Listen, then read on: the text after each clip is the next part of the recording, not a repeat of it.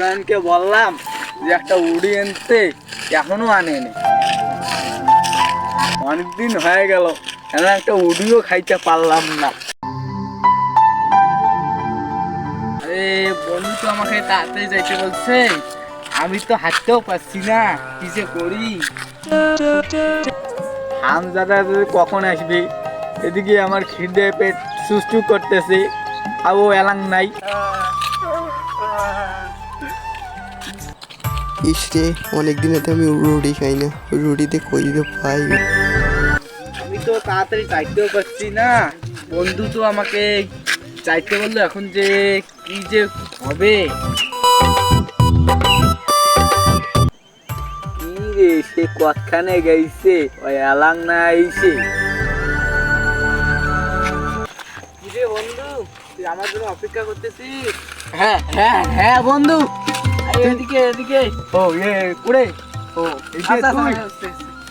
বন্ধু রে, আমি যদি খালি দেখতে পারতাম না, হ্যাঁ তোর চামড়া ফাড়ে লবণ ডুগি দিকে ডুগডুগি বাজাইতাম। ভাই আচ্ছা বন্ধু, আমার ভুল হয়েছে, আমাকে ক্ষমা করে দাও।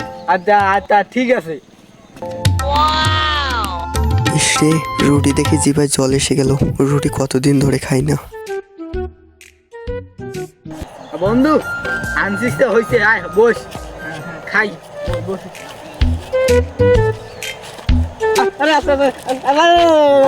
বন্ধু কুড়ে বলুন করে। ও এডে, হ্যাঁ ঠিক আছে। না না না, এই রুটি আমাকে খেতেই হবে। আহা,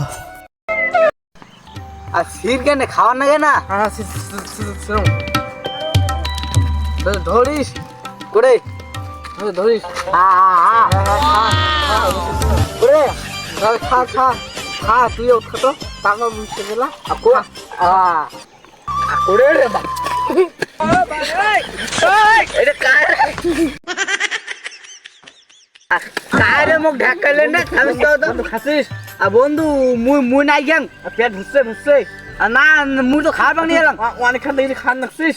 কি কি রে, মুই তো গুড়ি আনা তার জন্য তুই কি মেয়ে আলকাই খাইছিল, মুখ কুড়ে কুড়ে খাওয়ালো, সেখানে তো খোলে নাকছু হাঁকাও। মুই এলাম খাঙ্গে নাই, আর তুই হাঁকাও মুখ করে যা হাঁকাও সার। তো কুড়ে গেলে নাড়ি দিয়ে দেখ আমি স্টক দাও আমি স্টক দাও বাবা।